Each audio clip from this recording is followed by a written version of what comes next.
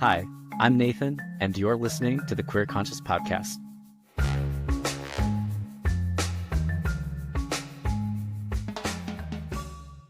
Today's episode is dedicated to a remarkable parent, a trailblazer, and adorable penguin. Sven the penguin is half of a gay power couple whose love was so strong that the zookeepers at Sea Life Sydney Aquarium gave them 2 eggs, which they fostered and raised into 2 beautiful chicks. Sadly, Sven the penguin died in August 2024. And get this, after he passed away, they brought his partner Magic in to see him so that he would understand that his partner wasn't coming back. And when Magic saw his partner there, he started singing. No, I'm not joking. He started singing, and the rest of the penguin colony joined in. Isn't that beautiful? These penguins showed us that family isn't just about biology. It's about love, intention, and showing up for those you care about. Which brings us to today's episode, where I sit down with another remarkable parent, Moe Ari Brown, who is a relationship therapist, public speaker, and the love expert at Hinge. In this conversation, Moe and I explore the journey of becoming a queer parent, what parenthood can teach us about ourselves, and how it can even help us appreciate our own parents, or at least understand them a little better. Whether or not parenthood is a path you want to walk, and let's be clear, not everyone needs to, this episode will leave you with a deeper understanding of yourself, your parents, your family, and the many forms love can take. Let's get into it. Welcome, Mo. How are you doing today? I'm doing well. Thanks for having me. Of course. So excited to have you. I've been following you for quite some time, and you and I actually were guests on an NPR podcast together, and I was like, oh, this is a brilliant human. Need to have them on the podcast. So thank you for being here. Thank you so much for having me. That was a really good episode. You were very insightful. I learned a lot in that process too. So I'd love for you to just tell the audience a little bit about you and your background. So yeah, tell us about yourself.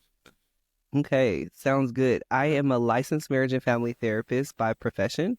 So majority of my background is working with individuals, families, people in romantic relationships, in therapy. I identify as non-binary transgender, so I was assigned female at birth, and I've gone through what gender transition looks like for me. And that's important to say because it really looks different from person to person. So I've built a little bit of an expertise, I would say, working with the transgender community and helping people navigate gender transition. I also am the love and connection expert at Hinge, the dating app. And so a lot of the work I do there is focusing in on relationships, talking about queer relationships, how we love, how we live, and how to make the dating space more inclusive and safe for all people to find love. So, yeah, I love talking about relationships. I love talking about being queer, all the intersections. Yeah. And unfortunately, we only have an hour today. And I was thinking about a topic, and we were trying to decide what would be the most important topic to discuss. But I mean, you obviously have a very rich background and expertise in all this. But I think in our discussions, we were just talking about family and parenthood and how challenging that is to be a queer parent. And so I think that's how we decided, let's dive into that subject. So I'm curious for you, with all your background and expertise and relationships and dating and therapy, did that have any influence at all in you becoming a parent? That's a really great question. So, yeah, I definitely feel like I knew at some point I wanted children or a child, but really getting further into my gender transition, being with my wife, who I've been with for 10 years. We also identify as non-monogamous, but that's like another story for another episode. But being with her for more than 10 years now, I felt like we chose the journey of parenthood because we felt solid in the relationship we have together. And that was something that I hadn't considered prior to that moment, that the relationship you're in, or that's if you want to have a child as a product of that relationship, But for us, we really wanted to have a child together. And it was that our relationship dynamic made way for that. And then it's like, I can't unsee it. Now, when I think Mm. about it, I don't know that I would just want to have a child with everyone. So I couldn't, like, before having a child with my partner, I would have said, yes, I definitely want children to anybody I was dating. But now going through that journey, I think it was clear it was something about our relationship that made me want to co-parent with her. Yeah, And now I'm happy that I made that choice versus like doing it some other way. it felt solid with you too. And Yeah. so describe a little bit about what it felt like. Was it always feeling solid, or did you have to Mm-hmm. build towards that? Like, what was that Mm-hmm. like? Oh yeah, we definitely had to build. I say we Hmm. always felt like we always felt solid, but I think the building that needed to happen was getting to the place where we were ready to embark upon that journey because it really changes your relationship. You go from I to we when you first get into a relationship, and then that we kind of transforms into this plural kind of us. So it's not like we are one, it's more like we equals three. And it's a very interesting shift in your relationship. And I'll say that it really expanded my understanding of love and what was possible. It hadn't Mm. dawned on me until my daughter arrived that I'd have to practice sharing the person that I've been spending the prior 8 years with another human. And, we had already been practicing non-monogamy and really deepening our understanding of love as expansive. So I was really grateful for that theory already live in our lives because I had to put Mm. it into practice kind of immediately. It's like this other human wants to love both of us and take up more of our time, and it's no longer just the two of us. It's definitely a journey I feel like you have to be ready for. So it was a building to get to that. Yeah, and I never would have even noticed those parallels between non-monogamy and right and sharing that person that you love and parenthood, right? Where you're Mm-hmm. obviously, you don't get all their time anymore. It's not just like, hey, Yeah. it's date nights, just me and you. It's like now it's family time together. So, Yeah. wow, I didn't even think about that. Would you say it was jealousy that came up? How would you describe it? Yeah. So I think it's hard because I think to try to capture that feeling in a tangible way on the head, it's jealousy because Mm-hmm. it's like that's the best language we have to describe it. But I think what it is better, even better. It's like FOMO. Mm. Um, Yeah, I there think we go. often for non-carrying parents, whether you're uh, yeah, I'll just say for non-caring parents, there And is often, sorry, non-caring. Can you define that just yeah, for, yeah. yeah. So some people will say non-caring, some people will say non-gestational. That just means that you did not carry the child. Okay. And so that can look like there is no person in your relationship that carries the child because you might have a surrogate, but it also could mean that your partner is carrying the child. Just kind of depends on where you are in that family dynamic. Mhm. Yeah. But if you identify as the person who is not, or a person who is not carrying a child, but you have a connection to that child is spending 10 months with another human that you don't have access to in your physical body. And so it's kind of like this fear of missing out that arrives very early into that dynamic because you're thinking they have a closer bond than I do naturally. Yeah. And Yeah. then I have to figure out how to bond with this child while maybe they're chest feeding, while maybe they're getting all their basic needs met by this other human. And so it's like, where do I fit in? So it's more like FOMO and wanting to Mm. build that connection while not having the same level of, I guess, it not being as high touch as the other parents or parents in the situation. And so I think a lot of non-gestational parents feel this feeling, whether you're in like a traditional cis hetero relationship. It's often the guy that is like talking about feeling left out in many ways. But Mhm. in other relationship um, relationship situations, it's like the person who's not carrying the child has less access to the child for those early 10 months. Yeah, and I think that's why they talk about the bonding being so important with the father and the child and things to do with them. So, like, Yeah. what was your way of dealing with that FOMO? I wanted to get involved where I could. I got in where I could fit in. Yeah.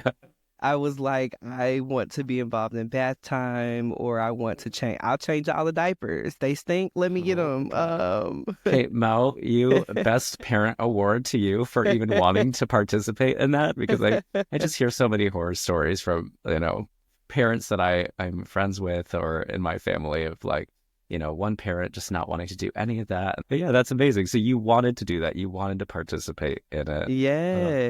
Yeah. yeah. Anything that came to caring for our daughter, I was like, I want to participate in that. And so no role was like too bad or like too beneath me. No, not like too horrible. I just really love that ability to connect because these other aspects, like I was not going to be chest feeding or doing anything like that. So it's like I have to be present. So then it might mean that I was like taking her on walks or doing other things for us to build intimacy and Yeah. build a bond. Yeah. And see, this is why I think we need more queer parents because Yeah. you have to like really want to be a parent, right? It doesn't just Yeah. like, oops, it happened. Oh, crazy. It's like, no, Mm-hmm. you have to be emotionally, mentally prepared. And then the logistical loopholes that you have to break through to make it happen. Yeah. So, how did you decide you were ready to become a parent? Mm. It's honestly, it's a leap. It's almost like I knew financially and otherwise we were ready in that way. Hmm. Yeah. And I don't think that I ever felt fully ready. I knew that I was going to take this leap and hope that I could fly, as the saying goes. Yeah. Uh, there never came a time where I felt ready. Like you Yeah. are the human you need to be for this child. Even today, I just try every single day to be a better person. Mm-hmm. And I try to live into the standards that I want my daughter to grow up seeing and taking it for herself. So I try to practice what I preach. And I just never felt ready. And then when she got here, it was like, wow, like this is just changing my life. Yeah. And it changes your life in ways that you can't expect either. And so it's really almost like as much as you prepare, everything is going to be different than how you prepare. Yeah. And there's just no preparation for things like that. Hmm. But there is a process, right? And I'm curious because I think a lot of queer parents or potential queer parents don't even want to think about surrogacy or adoption and Mm. all of the process. It just sounds complicated. So how did you navigate it? Like, My wife and I had a lot of conversations that were necessary early on about whether or mm, not we would do reciprocal IVF, whether or not we would do IVF, if she was going to carry, if we would adopt. We kind of really were open to the possibilities, but we landed on reciprocal IVF because it felt the most right for our family, in that I harvested some eggs that they turned into embryos using donor sperm, and I had to go off testosterone for like 9 months to do this. It was like a process. And then a month later, we did a frozen embryo transfer. And my wife, on after that first embryo transfer, she was pregnant. So it kind of mm, like was such a blessing for us. We didn't have to go through this very expensive process multiple times because the harvesting of the embryos really is like, without insurance, could be over $40,000, $50,000, let alone like the insemination itself with frozen embryos. So we were yeah. really, really blessed in that process. And uh yeah, so we chose that because we wanted to make sure that I felt involved in the process. And Mm, it was really important to my wife that I feel like I was really in the process because I was not going to be carrying at any point. And I know mhm. that I could make the choice to do so, but she was really like, she really desires to carry. I would have been only doing that from like a biological perspective, like, oh, like sharing my DNA. And she's like, Yeah. yeah, let's do this. And I think it really worked out the best for both of us. Wow, I love that. So it's is your embryos then Mm-hmm. transferred to your wife, and she Yes. she carried. Oh my gosh, that's so cool. I love science. This is Science, amazing. right? And so, and what a great way then for both of you then to feel part of the baby making process there Mm-hmm. and feel connected to your child. And I think that's Yes. something we often don't think about, at least, gay men thinking about trying to have kids is, neither Mm-hmm. one of us would be carrying the Mm-hmm. child. So there's Yeah. more opportunity there for you, it seems like. I will say that, my wife and I would say even other people have explored with us throughout this process, like what would it be like for my wife or people who are not quote unquote biologically related to our daughter? Like what will bonding look like? We really emphasize bloodlines and kinship in our country or in our world. And I think that there's this myth that the bonding will be it won't happen if you're not biologically related. And I think my daughter's kind of like proven that 20,000 times over. I remember like when she came out of my wife, they put her on my wife's chest and it was like this peace in the room. Like she just really immediately knew that that was like the home she had Mm. been in Yeah. for this much time.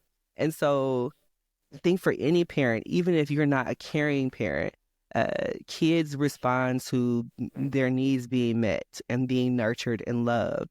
The more love that you give them, the more they recognize who you are in their life.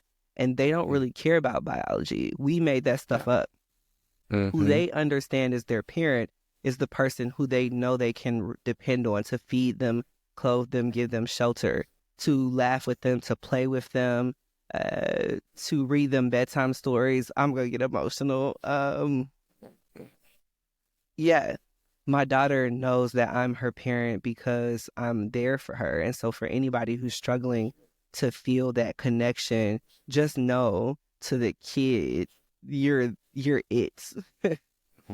No, and I think that's so important for those parents to realize. I have some friends who've adopted, and they often feel a lot of pressure on themselves to show up a certain way or Mm-hmm. put more pressure on themselves than necessary. And Yeah, at the end of the day, it's who is giving that child that love and attention and support. That's all they need, right? And absolutely.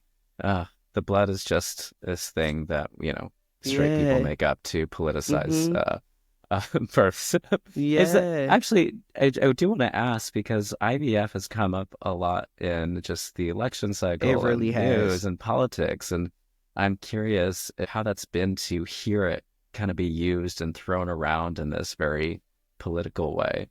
Yeah, it's like really sad because so many people rely on IVF for family planning, whether it is someone that's wanting to harvest their eggs or create embryos for a future date because they're getting older, whether there are people having fertility challenges and like having trouble getting pregnant, whether or not the possibility of children is only possible through IVF or IUI because of your relationship makeup and what anatomy is present in your relationship. Mhm. All of those reasons have like our future of parenthood hanging in the balance. Uh, in with like I guess our future of parenthood is hanging in the balance of those like laws and those political decisions that are happening by many people who have no investment in that process.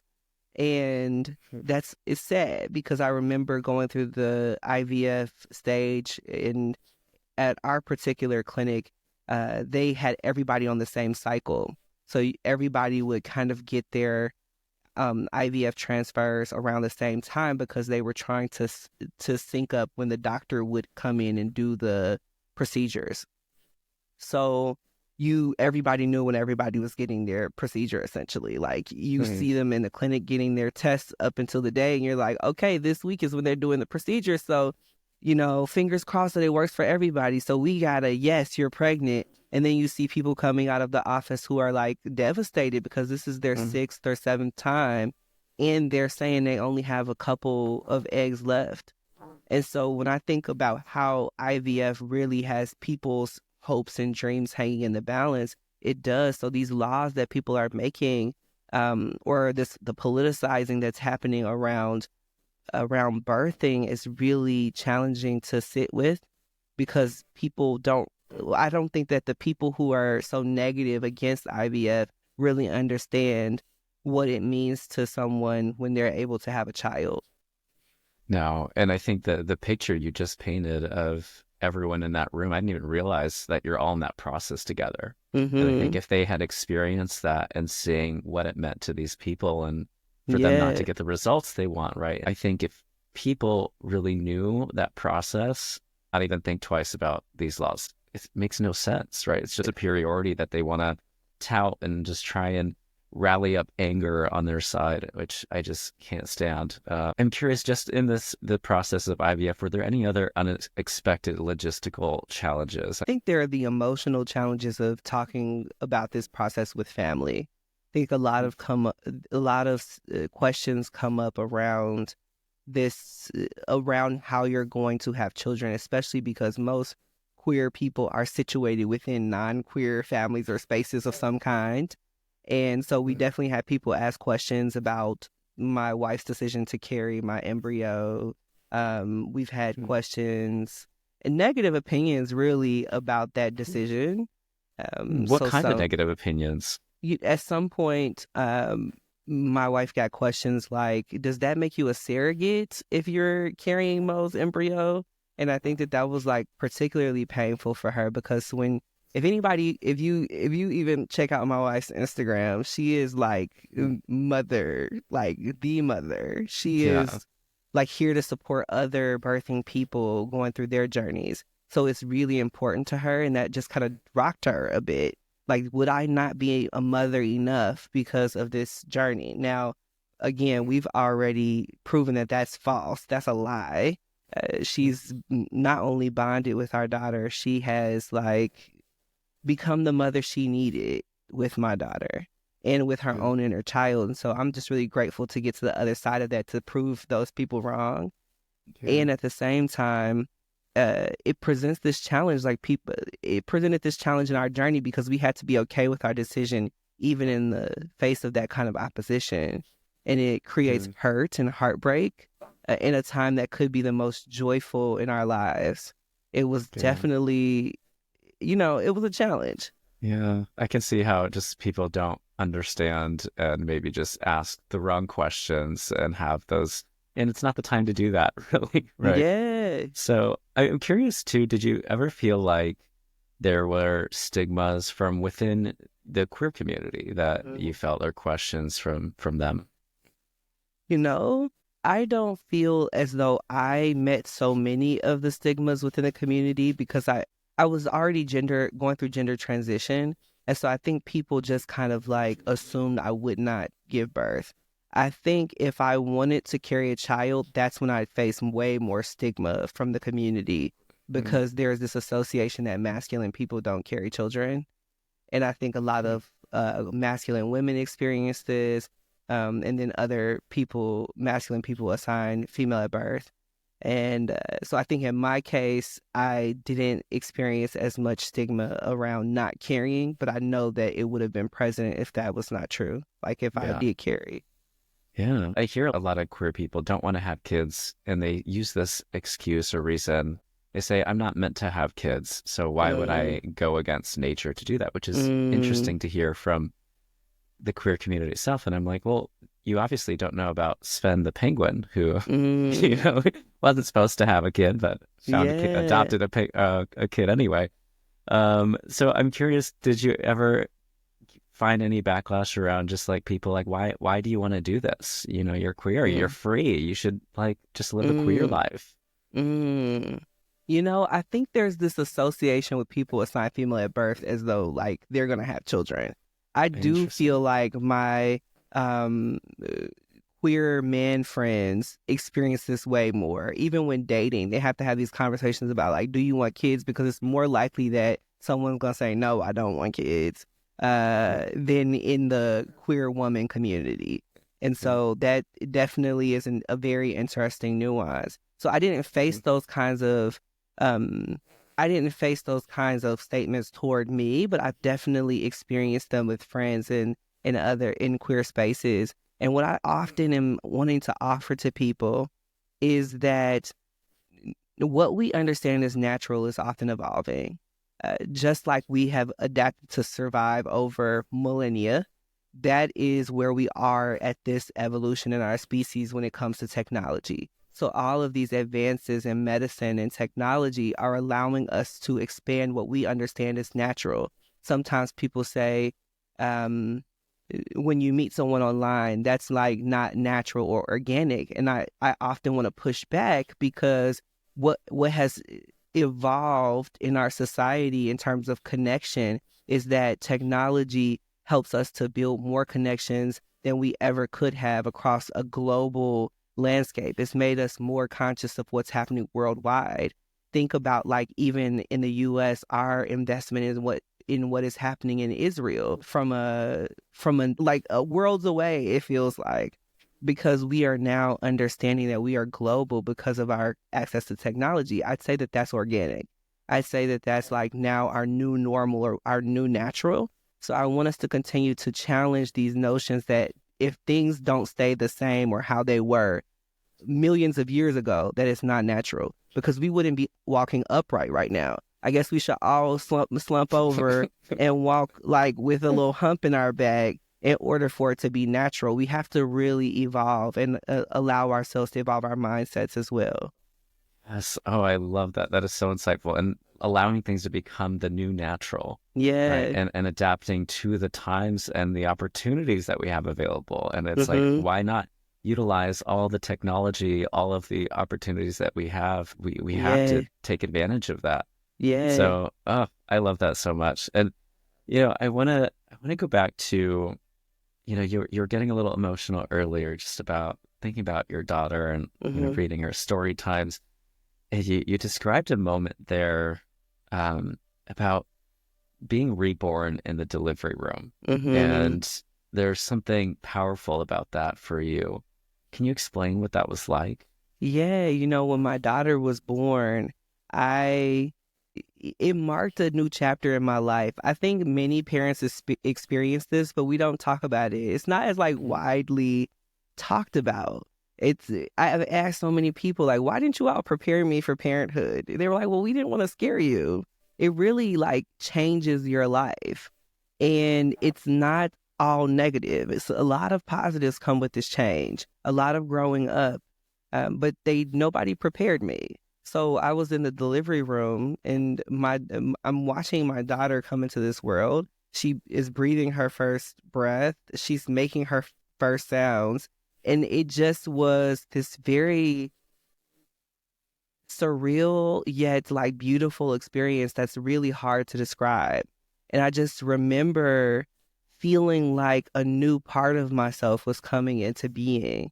Not only did her journey signal a shift in my life, so like a new beginning, it also was coinciding with this journey of me going through gender transition. And so by the time that she's saying like her first words, and her first words being daddy, I am like, I am solidly a father. And I say that because going through gender transition, it changes your relationship to everyone. Instead of being like everyone's sister, girlfriend, auntie, cousin, now I'm at some point I going through this nebulous space where I'm more gender queer and nobody knows where to place me. I'm just kind of like they. And I'm cool, I'm non-binary, but we don't have a lot of language for relationship and taking claim to someone that are gender neutral. Those terms don't exist as well.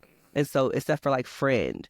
But if my Mm. mother wants to call me something that's gender neutral, she has to say child, which doesn't have the same level of affection as like my daughter, my son. So when I was in Mm. that nebulous space, I really noticed that I didn't have a relationship, and like nobody was claiming me in the way that they used to. And so Mm. then my daughter comes along, as she's saying her first words, she's like the person that puts this claim on me, and that hadn't been in my life prior. And I was like, this is significant. It was like something inside of me came online, and I'm like, yes, now I don't care the pronouns, whatever. Y'all can just call me Nova's daddy, and I'll be fine for the rest of my life. Wow, wow, wow, wow. That is so beautiful. And right, the juxtaposition, I guess, of just not having those endearing terms of relationship Hmm. and then to feel that from this beautiful baby girl. Oh, that sounds so powerful. And then you said there was this part of you that emerged. What was that new Hmm. part of you that you felt? I felt a groundedness in myself as a transmasculine person, an Mm, integration of all of these things that I have been working on. I felt protective. I felt curious. I felt this new responsibility to be a better human, to practice what I preach, to be loving mm, in ways that defy all of the scripts and the programming that I had learned before. So I felt this push to live beyond my traumas and my generational patterns that existed in my family. I'm like, I just want to be better, not just for her, but for me, so that I can live a long life and get to see her do better than I'm gonna do. And so wow. it just So brought in this new level of responsibility.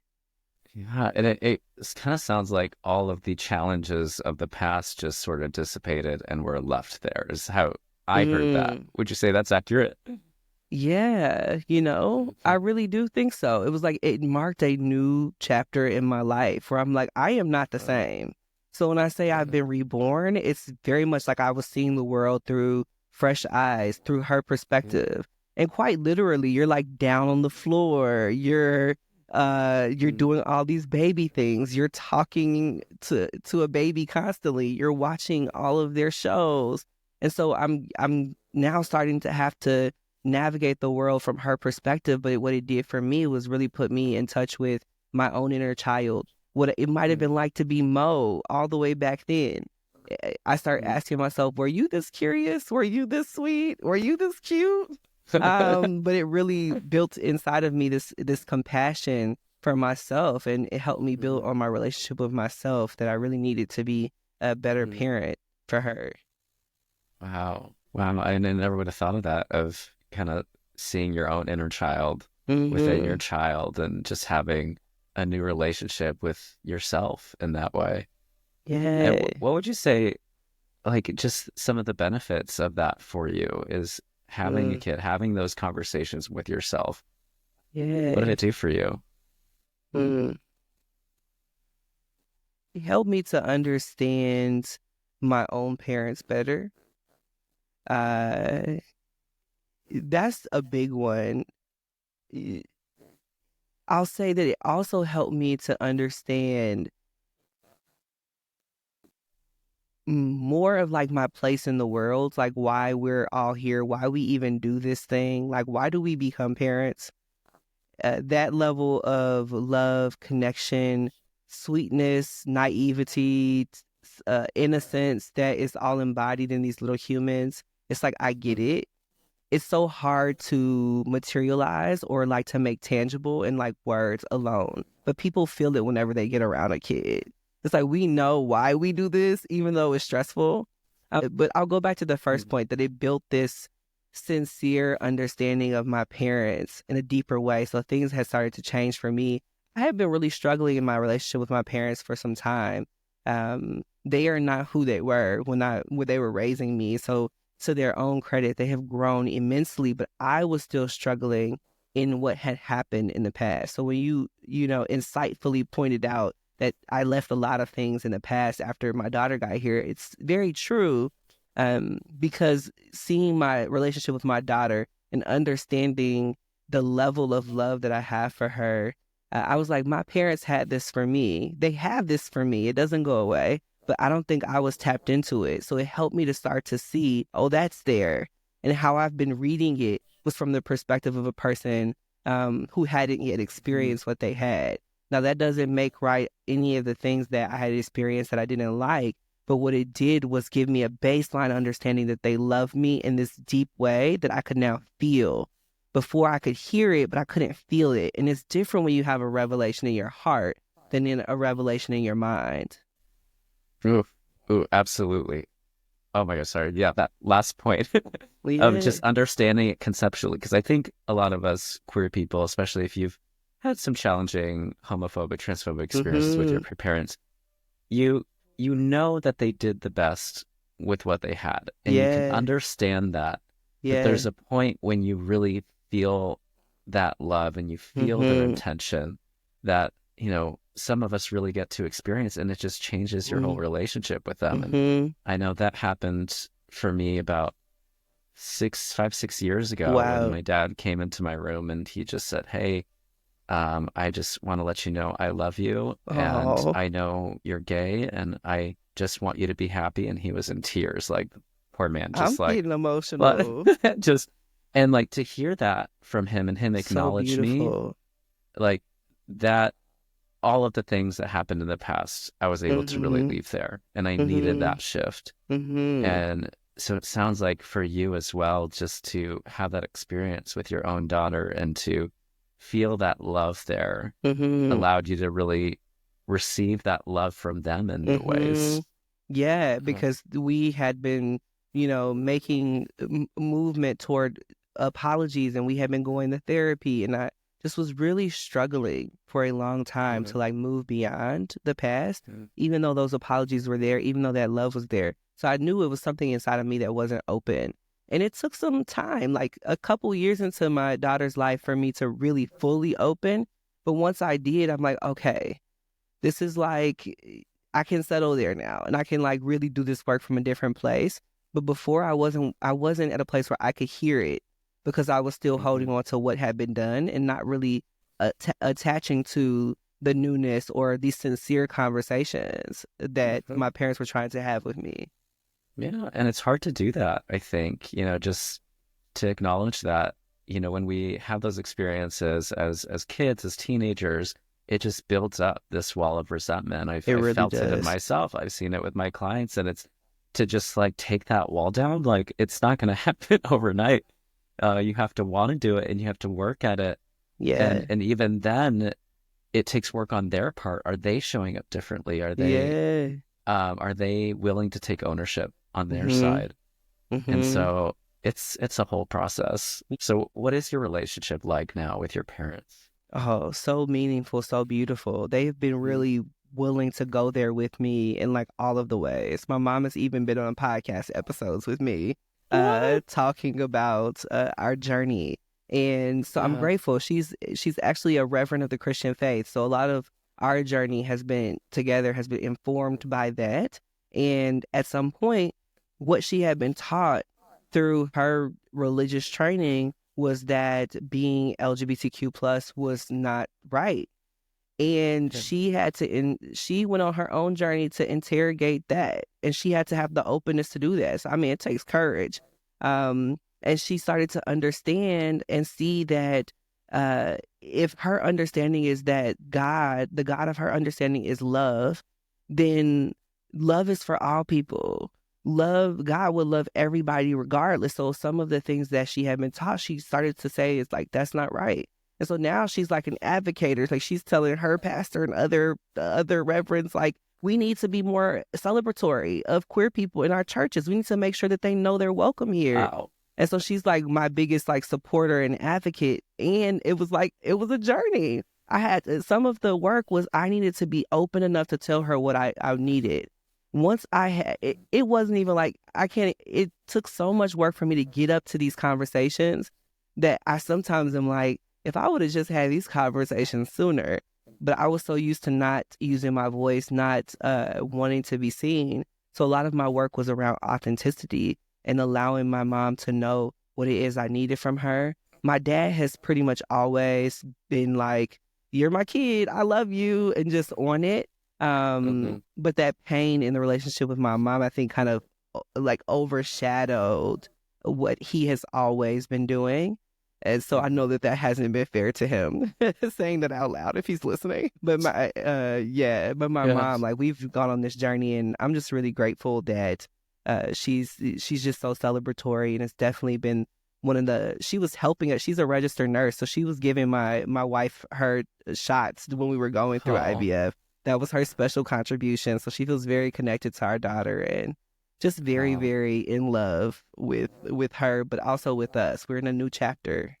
I love hearing that so much. And I think we need to hear more stories about that and relationships with our Mm-hmm. parents being able to be reconciled in this way, and how much work it takes on your part for you to be courageous enough to let yourself be seen Yeah. and to have your needs be asked for. And because I mean, let's face it, right? We want things so badly, we want that acceptance so badly, and oftentimes we get rejected as queer people. So Mm-hmm. to ask for our needs is very vulnerable and scary, and it takes a lot of strength and courage and work to be able to put that out there on the people whose approval we want most, which is our parents. So I think, oh, it's so great to hear that you have that relationship Yeah. with her now. Yeah. Yay. Thank you so much for saying that out loud. I know somebody listening is probably like, yes, yes, yes. Like, because I really feel like this is so many people's story that that have had their voice silenced in some way or been told that the way they love or the way that they live is wrong. It can get harder and harder to show up authentically. We can feel like we want to hide. And once we have this, like, if even if it's a little bit of courage, if we could take that courage and really show up fully, it really makes a difference. Somebody is going to see that authenticity and match us with belonging. They're going to say, hey, come over here. You're like me. And I'm just really grateful that I've allowed myself to do that because it's really given me back a lot in my relationships. Now, this won't be everybody's story. Some people are going to show up authentically and they will not be seen. But I know that they're going to be seen by somebody who is going to step in and create that chosen family with them that's going to love them. And it does not have to be who we think it has to be from in order for That it to part. be valid. Yeah, it might not be who we want it to be from, Mm. but the people who do see our authenticity are going to be inspired by that, as you said, right? Yeah. We will attract the people that are meant to be in our lives. Absolutely. This is great. This is great, Mo. Yeah. So now I got to ask about your daughter, because Yeah. you refer to her as one of your biggest teachers Oh, in yeah. life, and I'm just curious, what are some things that she teaches you? You said she Mm. also trolls you too, which Yeah. I'm Oh, curious about. absolutely. All the But time. I'm curious, what does she teach you? To be consistent. If I say I'm going to do something, then I have to do it. So I have to deliver. She remembers everything. So she's like, you said. And I'm like, I did say. So I know I have to do it. I'm not going to sit there and disappoint her because I said, so I keep my word. She's shown me the value of that and how important that is. She's also shown me that everything I do, someone is watching. Now, in this instance, it's her, but from the way that my wife walks and talks, the things that she says, to the ways in which I maybe tell a joke or laugh, she's mirroring all of it. And that, again, reminds me of our responsibility to one another to treat other people how we want to be treated, but also to treat people as though someone innocent and special is like watching and mirroring that. So it's like if I want her to go through the world with confidence, I have to hold my head high. I don't get to do negative self-talk out loud in front of a kid who is going to learn that as their internal process. So I am not going to be doing that. Like I might have my Yeah. comments internally that I'm working through, but if I'm saying, "Oh, I'm not cute today," she would surely just as quickly be like, "Yes, you are cute, Daddy." We don't talk about ourselves like that because I do that with her.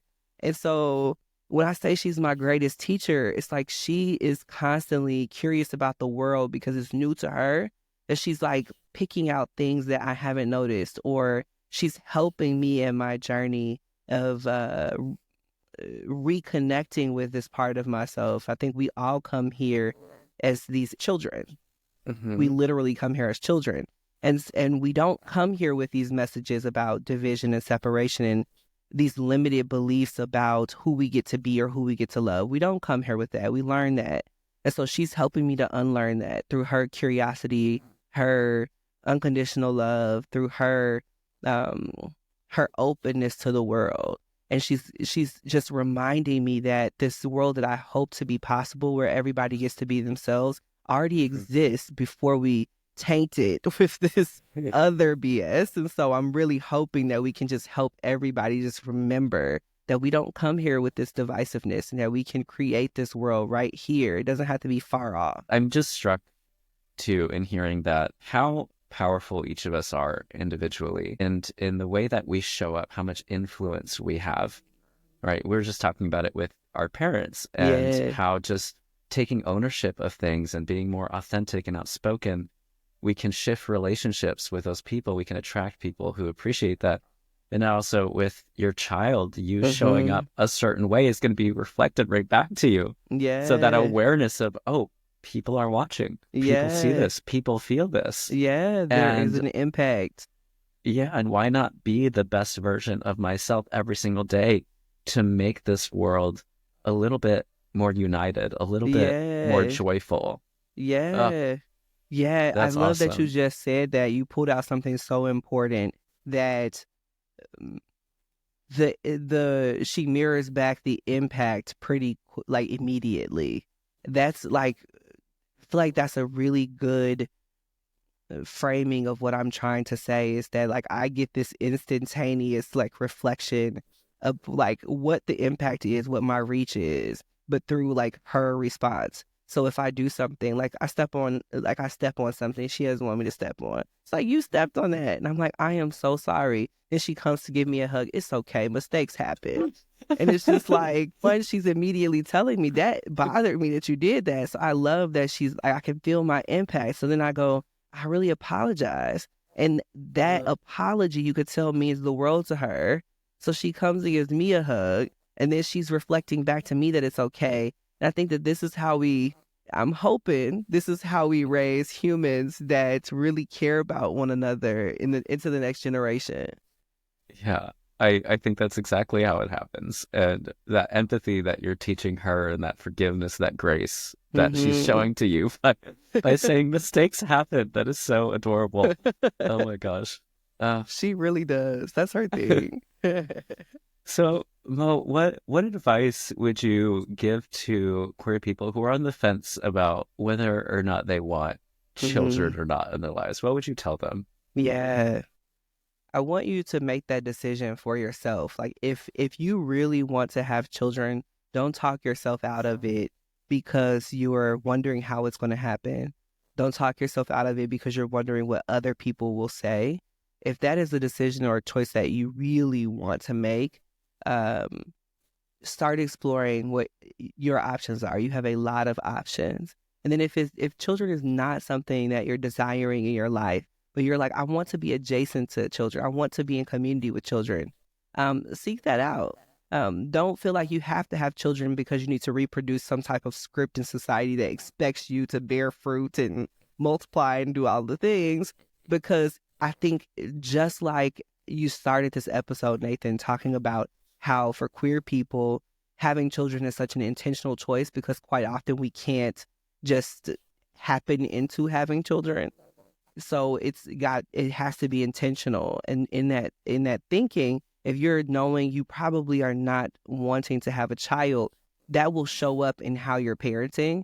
So it's really important that you just follow your own heart, that you really do what's authentic. And if there's opportunity for you to be near children in your community and that feels fulfilling, then do that. There is no pressure to reproduce here from me. I just want to encourage everybody to figure out where their values lie in this way. And I think the second thing I'll say, and I'll try to keep it brief, is that I want people to examine what things they picked up from their families of origin, what things that they picked up from their own childhood that is still present with them. Because I think, I won't say it's the worst thing you could do as a parent, but I'll say it's not that great if you parent from a place of trying to give your child what you didn't get. Because ultimately your child needs different things. They don't need the things that you didn't get. And I think a lot of times our parents went from that perspective. Well, I was poor growing up, so I'm going to give you all of these things, but what you really wanted was their time. But they couldn't see it because they're so focused on giving you the things they didn't get. And so it's really important that we build these unique and authentic relationships with our children where they can tell us what they need and that we show up with that. And I think most of us can relate to this when dating, like, or if you've ever had a partner of any kind. If they ask you for a thing and you show up with something else, yes, they might be grateful, but they really wanted what they asked you for. Like, if my wife asked me for a particular thing to eat, like if she said tacos and I show up with chicken wings, it's like, bruh, you did not listen. And I think this is true for parenting as well. That is such a good reminder, because I do think people who become parents, they're like, well, my parents did this and I want to do this for my kids so that I can either subconsciously show my parents how it's done, or for myself so I can feel better about myself and really heal my inner child that way. But your children aren't there to heal you or to be the subjects of your healing, right? You should be healing yourself and then have your child in addition to that. So I have a friend who's become a parent recently, and her mom used to make her do karate or pressure her to do karate. She never wanted to do karate. She wanted to do dance. Yeah. So she has a daughter now, and she tried to get her daughter into dance, and she's like, well, you should do dance. Her daughter wanted nothing to do with it. Yeah. So she's like, I want to do karate. And she's like, oh God. Yeah. So in an effort now to honor her daughter, her daughter now is doing karate and loves it. And it's just this hilarious thing where like she hated karate when she was a kid. And now she's taking her daughter to do it because it's what she wants to do. And so you really have to just meet the needs of that child and respect that relationship for what it is. Yeah, so true. Even if you like admire your parents and you think they did everything right, that does not mean your child wants to recreate your childhood because you think, if I do it just this way that my parents did, my child will turn out fine. That's not true. So what you're saying, Nathan, is so important, that if we really listen to our children, they're going to tell us, no matter how great we think that our parents' parenting was, our children need to be our teachers in what it means to parent them. Because like you're saying, like, let's say she loved karate and she was like, oh, I want my daughter to do karate. If her daughter was like, I literally don't want anything to do with that, it would just not be good. So I'm glad that they found this way of like, that your friend already listens to her daughter, obviously, and she's worked through her own feelings that are coming up. Exactly. Like, when my daughter got here, she's super girly. She loves dresses. I'm like, I'm a whole transgender person. Of course, I was hoping for a tomboy. She is not that. She will totally wear like joggers or do something like that from time to time, but she definitely prefers to wear dresses, and that's okay. That's okay. Yeah, you got to let them be who they are, right? Yeah. That's all you can do. So, awesome. Well, thank you so much for this conversation. I feel like we learned so much from you, and I'm hoping everyone really takes something valuable from this conversation. So thank you so much. Thank you so much. I'm happy to be here. I'll talk to you soon. Bye. Thank you for listening to the Queer Conscious Podcast, where we explore how love feeds us, heals us, and gives us life. I'm your host and queer love coach, Nathan Serrato. But remember that the conversations that we're having here today are not a replacement for working with a licensed therapist, professional coach, or mental health practitioner. These conversations are for entertainment and education purposes only. But if you are dealing with some big challenges and you're thinking about seeking some professional support, it is one of the most empowering things that you can do for yourself. You can visit queerconscious.com for more information on how to do that. Now, if you love today's episodes and you want more episodes like this, I need your help. Please leave a 5-star rating and review. That's going to help me to bring you more high-quality content and interviews. So until then, take care of yourself and don't forget to let love in.